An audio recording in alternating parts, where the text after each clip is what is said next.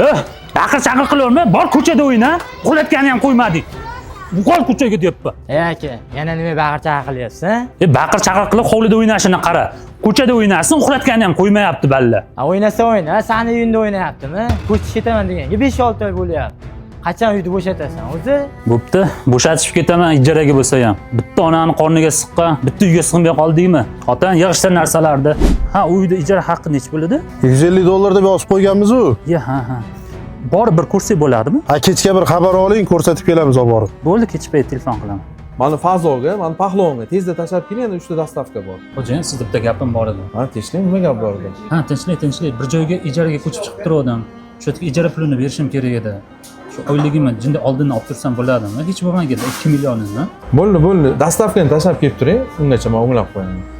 Bo'ldi-da, asta shakildan. Ha, uy ma'qulmi? Ma'qul. Pulini qachon beraman? Hozir bersangiz, kaltini beraman, ko'chib kiraverasiz. Ha, bo'ldi-da.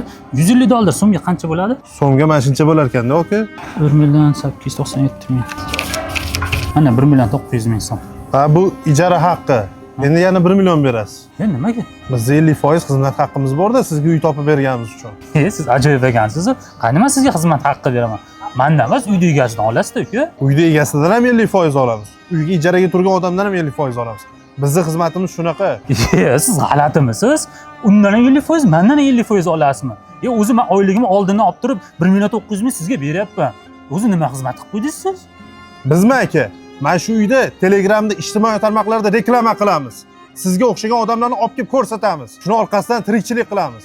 Mana shu bizning xizmat. O'zi ijaraga zo'rg'a chiqib turgan bo'lsam, ham ijara haqqi, ham sizning xizmatingizni to'laymanmi? Undan ko'ra uyda egasidan olib qo'ya qoling, uka. Menda boshqa pulim yo'q. Puling yo'q bo'lsa nima qilasan, boshim og'riydi. Ma, pulingni ol. Boshqa joydan ijara topib ol. G'alati voqea bo'ldi hozir. Hozir men ijara pulini to'lab, ham 50% to'lashim kerak. Uyda egasi to'lamaydimi?